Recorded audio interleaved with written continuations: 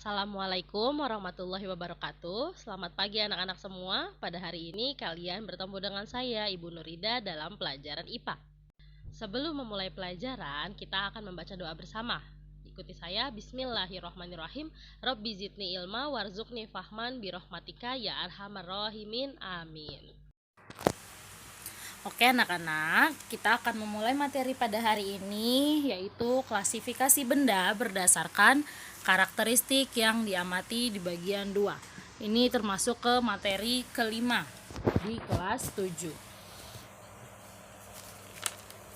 Yang akan kita bahas adalah benda hidup. Apa itu benda hidup? Benda hidup adalah benda yang mengalami gejala kehidupan seperti berkembang biak, bernapas, bertumbuh, dan lain-lain. Contohnya seperti manusia, hewan, dan tumbuhan. Adapun beberapa karakteristik dari benda hidup. Yang pertama, ada membutuhkan makanan. Makanan dan air merupakan kebutuhan bagi makhluk hidup. Nah, makanan ini berfungsi untuk menghasilkan energi, memberi pertumbuhan pada makhluk hidup, dan juga mengganti sel tubuh yang rusak yang ada pada tubuh makhluk hidup. Sedangkan air berfungsi sebagai zat pelarut pada tubuh. Lalu yang kedua, ada peka terhadap rangsang. Peka terhadap rangsang ini maksudnya adalah setiap makhluk memiliki kemampuan menanggapi rangsang dengan cara yang berbeda. Rangsangan itu bisa berupa cahaya, panas, dingin, bau dari gas, sentuhan, dan gravitasi. Misalnya, ketika kamu dicolek nih sama teman kamu, otomatis rangsang kamu adalah menoleh atau menengok ke arah teman kamu. Atau seperti bunga putri malu, daun putri malu ketika disentuh oleh manusia dia akan menguncup. Itu maksud dari peka terhadap rangsang. Selanjutnya ada tumbuh dan berkembang.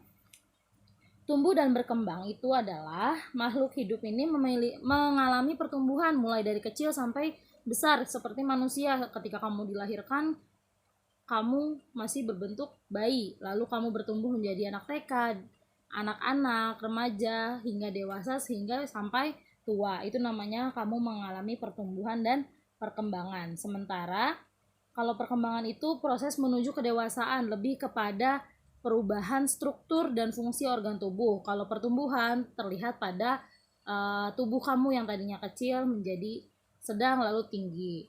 Selanjutnya ada melakukan metabolisme, maksudnya adalah mengeluarkan zat sisa atau ekskresi, keringat, dan urin. Itu adalah contoh dari zat sisa yang dikeluarkan oleh makhluk hidup. Ketika kamu berolahraga, kamu berkeringat, nah itu adalah zat sisa atau kotoran dari tubuh kamu dikeluarkan melalui keringat. Ketika kamu makan, kotoran-kotoran atau bahan dari makanan yang membusuk itu dikeluarkan melalui buang air besar. Itu maksud dari melakukan metabolisme atau mengeluarkan zat sisa. Selanjutnya ada bernapas. Bernapas atau respirasi merupakan proses menghirup oksigen dan mengeluarkan gas karbon dioksida dari tubuh. Makhluk hidup mempunyai cara dan alat pernapasan yang berbeda. Seperti manusia, kita bernapas melalui hidung. Lalu ada burung melalui pundi-pundi udara. Lalu yang ketiga ada ikan melalui insang. Selanjutnya ada bergerak. Bergerak adalah perpindahan posisi seluruh atau sebagian tubuh makhluk hidup karena adanya rangsangan. Semua makhluk hidup dapat bergerak. Untuk bergerak, manusia dan hewan memerlukan sarana bantu yang disebut alat gerak yang ada pada tubuh, berupa kaki untuk berlari, sirip untuk berenang, dan sayap untuk terbang. Sedangkan gerak pada tumbuhan hanya terjadi pada bagian tertentu, seperti misalnya ketika kamu menanam tumbuhan akan bertumbuh. Nah, tumbuhnya itu biasanya ada yang mendekati sinar matahari, ada juga yang menjauhi sinar matahari. Lalu yang ketujuh ada adaptasi. Beradaptasi ini adalah kemampuan makhluk hidup untuk menyesuaikan diri terhadap lingkungan. Makhluk hidup yang dapat menyesuaikan diri terhadap lingkungannya akan hidup lebih lama. Sedangkan jika makhluk hidup tidak dapat menyesuaikan diri dengan lingkungan, maka akan punah. Contohnya kaktus. Dia tidak memiliki daun seperti daun pada umumnya. Namun ternyata duri yang ada pada kaktus itu adalah daun milik kaktus. Nah, di situ kaktus itu melakukan penguapan air karena dia hidup di lingkungan yang panas. Lalu contoh yang kedua ada bunga teratai. Bunga teratai memiliki daun yang lebar, itu berfungsi untuk mempercepat penguapan air di lingkungan yang berair. Sebenarnya ada yang ke-8, ada berkembang biak, namun itu termasuk ke dalam tumbuh dan berkembang. Berkembang biak itu adalah individu berkembang menjadi banyak individu, maksudnya adalah bereproduksi. Misalnya ibu kamu hamil melahirkan, itu namanya berkembang biak. Jadi tujuan dari berkembang biak adalah melestarikan dari jenisnya. Misalnya manusia, apabila dia tidak mempunyai anak atau mandul, otomatis keluarga itu hanya berhenti di orang itu. Jadi tidak ada yang menambah banyak keluarga tersebut. Atau misalnya ketika seekor hewan dia tidak bisa melahirkan, otomatis jenis dari hewan tersebut akan berhenti di jenis tersebut dan tidak akan menambah varietas lagi, seperti itu. Selanjutnya ada tujuan klasifikasi makhluk hidup. Yang pertama ada menyederhanakan objek studi yang beragam. Yang kedua, maksudnya objek studi adalah yang akan kita bahas ini adalah makhluk hidup seperti manusia, hewan, dan tumbuhan. Lalu ada mengenal makhluk hidup yang bermacam-macam. Selanjutnya ada mengetahui manfaat masing-masing organisme. Lalu ada mengetahui mengetahui adanya saling ketergantungan antar organisme. Lalu ada mengetahui hubungan kekerabatan antar organisme. Ada hubungan apa sih si makhluk? Misalnya kucing sama harimau memiliki bentuk fisik yang mirip. Apakah mereka memiliki sebuah hubungan keluarga? Seperti itu. Nah, yang akan kita bahas mengenai klasifikasi makhluk hidup adalah binomial nomenklatur. Apa sih binomial nomenklatur ini? Ternyata binomial nomenklatur ini adalah sebuah sistem, di mana sistem ini adalah sistem untuk pemberian nama pada sebuah makhluk hidup. Nah, dalam pemberian nama makhluk hidup ini menggunakan sistem binomial nomenklatur atau sistem nama ganda. Nah, dalam penamaan ini terdapat 3 aturan. Yang pertama, makhluk hidup diberi nama dengan 2 kata. Kata pertama adalah genus dan kata kedua adalah spesies. Lalu, yang kedua, kata pertama ini ditulis menggunakan huruf kapital dan di kata kedua menggunakan huruf kecil biasa. Lalu, yang ketiga, menggunakan bahasa Latin atau ditulis dengan miring atau italik atau diberi garis bawah atau underline. Seperti contoh, di sini ada contoh padi. Nama latinnya adalah Oryza sativa. Di sini Oryza adalah genus, O-nya ditulis dengan huruf kapital. Lalu ada sativa, itu ditulis huruf kecil. Nah, ini ditulis menggunakan huruf italik atau miring. Lalu ada Zea mais. Dia adalah nama latin dari jagung. Zea di sini ditulis menggunakan huruf kapital, sementara mais ditulis menggunakan kata biasa dan diberi garis bawah. Apabila dia ditulis miring, tidak perlu menggunakan garis bawah. Tapi kalau ditulis biasa, dia menggunakan garis bawah. Lalu ada orang utan Kalimantan, yaitu adalah Pongo pygmaeus. Dan juga kucing, Felis catus. Selanjutnya ada susunan taksonomi atau tingkat klasifikasi makhluk hidup. Yang pertama ada kingdom atau dunia, di mana dunia ini terdapat yang akan kita pelajari ada 5. Ada Monera, ada Protista, ada Plantae, Animalia, dan Fungi. Lalu yang kedua ada Divisio. Divisio ini adalah untuk menyatakan bahwa dia terdapat di kingdom tumbuhan. Kalau di filum ini untuk menyatakan kalau dia kingdomnya hewan. Lalu yang ketiga ada klasis atau kelas hewannya atau kelas makhluk hidup.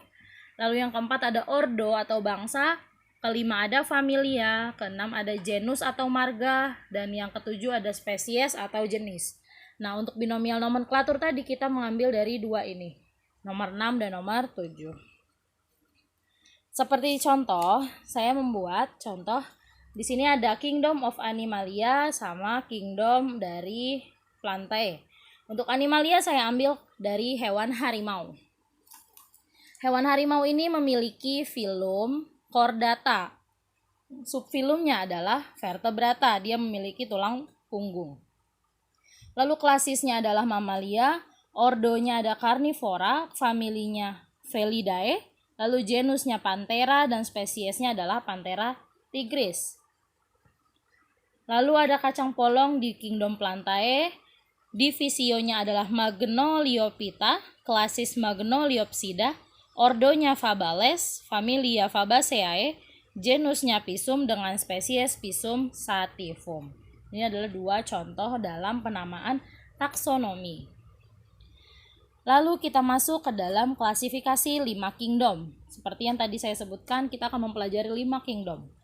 Nah, si klasifikasi 5 kingdom ini dikembangkan dan diidentifikasi oleh R.H. Whittaker nih, orang yang mengembangkan klasifikasi 5 kingdom adalah R.H. Whittaker. Nah, dia ini didukung oleh banyak ahli biologi untuk mengembangkan agar ilmu biologi yang satu ini berkembang pesat, maju seperti itu. Nah, berdasarkan dari urutan yang paling kecil, ini ada yang pertama dari 5 kingdom, ada Kingdom Monera. Kingdom Monera adalah makhluk hidup yang memiliki sel satu. Dia tidak memiliki membran inti sel atau disebut prokariotik. Dan dia terbentuk dari benang-benang dan juga hidupnya berkoloni. Nah, di sini ada gambar contoh dari Monera cyanobacteria, lalu ada juga Methanobacterium. Dia terlihat dari serat-serat, terbuat dari serat-serat. Bisa kalian lihat, hidupnya berkoloni atau berkelompok. Ya. Selanjutnya ada Kingdom Protista, di mana makhluk hidup ini memiliki membran inti sel atau disebut eukariotik. Nah, di sini Kingdom Protista ini terdiri dari dua macam, yaitu uniseluler yang memiliki sel tunggal atau multiseluler memiliki sel banyak. Nah, Protista ini ternyata berkembang biak dengan cara membelah diri. Nah, contoh dari Kingdom Protista ini ada Rhodophyta atau alga merah, ada juga Phaeophyta atau alga coklat. Selanjutnya, ada Protista ini ternyata dibagi ke dalam 3 macam atau bagian. Ada Kingdom Protista, yaitu yang mirip dengan hewan atau disebut protozoa. Itu contohnya adalah amuba. Amuba ini adalah Protista yang memiliki bentuk seperti hewan. Lalu ada Protista mirip tumbuhan, alga atau ganggang, disebut Ochromonas. Lalu yang ketiga ada Protista mirip jamur, yaitu Omicota, yaitu jamur air. Yang ketiga ada Kingdom Fungi. Kingdom Fungi ini adalah organisme yang memiliki membran inti sel atau eukariotik. Nah, si fungi ini tidak memiliki klorofil, dia tidak dapat berfotosintesis seperti tumbuhan pada umumnya. Si fungi ini tersusun atas uniseluler dan multiseluler. Jadi ada yang bersel satu, ada yang bersel banyak. Nah, fungi ini berkembang biak dengan cara spora. Apa itu spora? Spora itu adalah inti sel yang berubah fungsi sebagai alat perkembangbiakan. Jadi dia tidak kawin seperti tumbuhan pada umumnya, perpindahan putik benang sari, tapi dia bisa tumbuh sendiri, berkembang biak sendiri. Lalu membran sel ini dari fungi tersusun atas benang-benang halus atau hifa. Bisa kalian lihat nih di sini contohnya ada serat-seratnya. Jamur hidup sebagai organisme pembusuk atau pengurai, disebut sporofit, serta parasit pada tumbuhan, hewan, dan manusia. Contoh dari kingdom fungi adalah jamur tempe nih.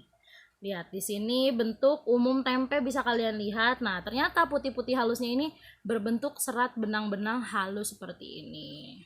Dan dia termasuk ke dalam kingdom fungi. Yang keempat ada kingdom plantae. Kingdom plantae ini adalah makhluk hidup yang memiliki dinding sel dan dapat berfotosintesis.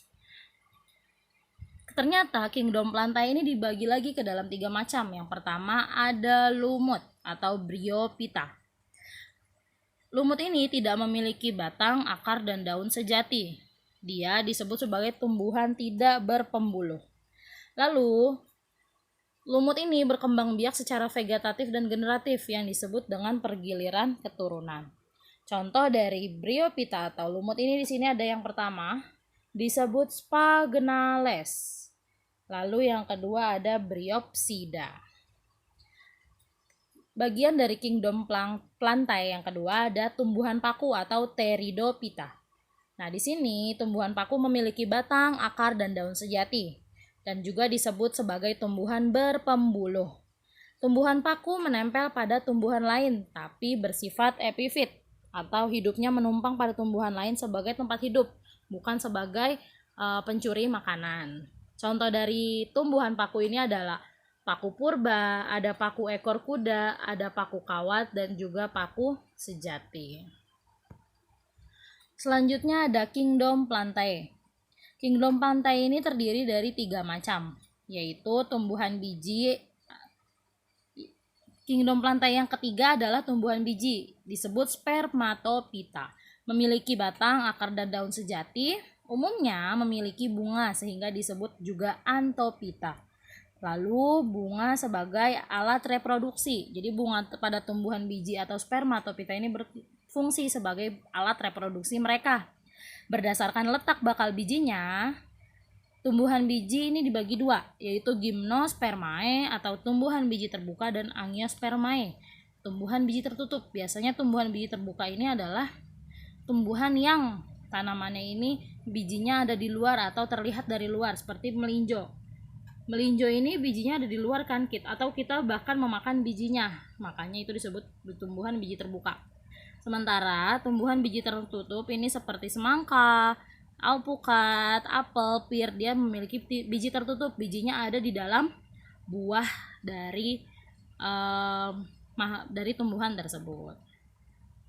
Oke, sebenarnya ada 5 kingdom, tapi baru saya bahas 4 karena terlalu banyak yang kelima ini. Yang kelima akan saya susul di pertemuan berikutnya. Di sini saya membuat latihan 5 soal, kalian harus baca baik-baik. Semua soal yang saya buat jawabannya ada di yang saya bacakan tadi. Materi yang tadi saya bahas, saya berikan. Jadi kalian dengarkan dengan fokus, kalian simak video, lalu kalian kerjakan soal nomor 1, nomor 2.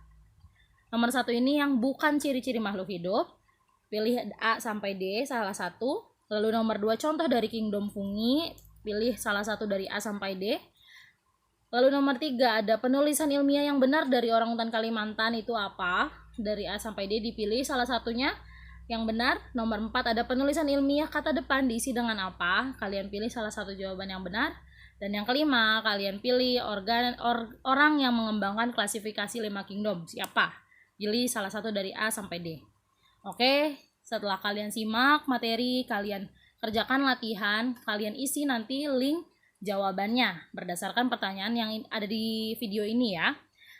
Sekian materi pada hari ini, semoga kalian paham, tetap jaga kesehatan, jangan kendor dalam protokol kesehatan, jika tidak diperlukan jangan sampai keluar rumah. Oke, tetap semangat dalam belajar, sampai bertemu di sekolah. Terima kasih. Oke anak-anak, supaya kalian tahu kapan saya upload video materi yang selanjutnya, bisa minta tolong subscribe channel saya ya, dan jangan lupa klik tombol like jika kalian paham dengan materi yang saya berikan. Terima kasih.